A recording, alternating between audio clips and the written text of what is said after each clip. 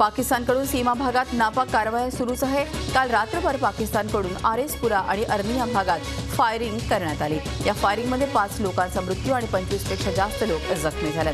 गेल्या 5 दिवसात पाककडून सीमा भागात तब्बल 10 वेळा शस्त्रसंधीचं उल्लंघन करण्यात आलं। पंतप्रधान नरेंद्र मोदींनी स्वच्छ भारत अभियान आपल्या प्रचार सभांमधूनही सुरू ठेवलंय। विधानसभा निवडणुकीच्या प्रचाराच्या निमित्तानं मोदींच्या सध्या महाराष्ट्रात सभांचं सत्र सुरू आहे। प्रत्येक भाषणानंतर नरेंद्र मोदी उपस्थितांना मैदान स्वच्छ ठेवण्याचं आवाहन करतायत। मोदींच्या आवाहनाला उपस्थित प्रतिसाद देत असल्याचं चित्र दिसतंय। दिल्लीच्या इंडिया गेट इथून बेपत्ता झालेली 3 वर्षांची जान्हवी सापडलेली आहे। दिल्ली जनकपुरीच्या डी ब्लॉक इथून बेपत्ता झालेली जान्हवी सापडल्याचा दावा दिल्ली पोलिसांनी केला आहे। 28 सप्टेंबरला जान्हवी आपल्या आईवडिलांसोबत फिरण्यासाठी गेली होती, मात्र तेथून ती बेपत्ता झाली होती। त्यानंतर झी मीडियानं जान्हवी शोधण्यासाठी मोहीम छेडली होती आणि रविवारी बेपत्ता झालेली जान्हवी पोलिसांना सापडली। पटना इथं झालेल्या चेंगराचेंगरी प्रकरणी जिल्हा दंडाधिकारी आणि आयुक्त यांची बदली करण्यात आली आहे। या चेंगराचेंगरी प्रकरणी एनडीआरएफनं बिहार सरकारवर आरोप केले आहेत। बिहार सरकारनं या प्रकरणी उशिरानं सूचना दिल्या आणि मदतकार्य रोखल्याचा आरोप एनडीआरएफनं केला आहे।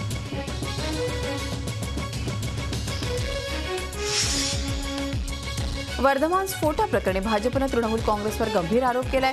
यावेळी भाजपनं तृणमूलच्या मुख्यमंत्री ममता बॅनर्जी यांच्यावरती देखील टीका केली आहे। टीएमसी नेत्यांच्या कार्यालयात इंडियन मुजाहिदीनचे अतिरेकी बॉम्ब बनवत होते असा आरोप भाजपनं केलाय।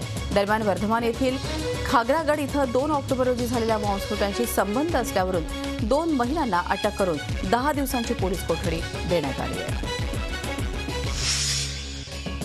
जम्मू काश्मीरमधील पुरामुळे सार्वजनिक मालमत्तेचं मोठ्या प्रमाणात नुकसान झालंय। पूरग्रस्तांना आर्थिक मदत करण्यासाठी जम्मू आणि काश्मीर सरकारनं आतापर्यंत 1150 कोटी रुपयांचा खर्च केलाय।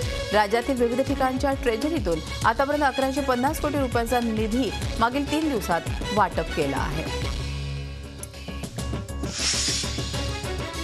नेट विश्वातील आघाडीचे सर्व सर्च इंजिन गुगल भारतातील पाया मजबूत करत असून लवकरच गुगल भारतात मोबाईलसाठी हायस्पीड इंटरनेट सेवा उपलब्ध करून देणार आहे। यामुळे मोबाईलवरील इंटरनेटचा वेग प्रचंड वाढणार आहे। मोबाईलचं वायरलेस कनेक्शन स्लो झाल्यास फास्ट लोडिंग सर्चवर नेटिझन्सला सर्च घेता येईल। झी 24 तास रहा एक पाऊल पुढे।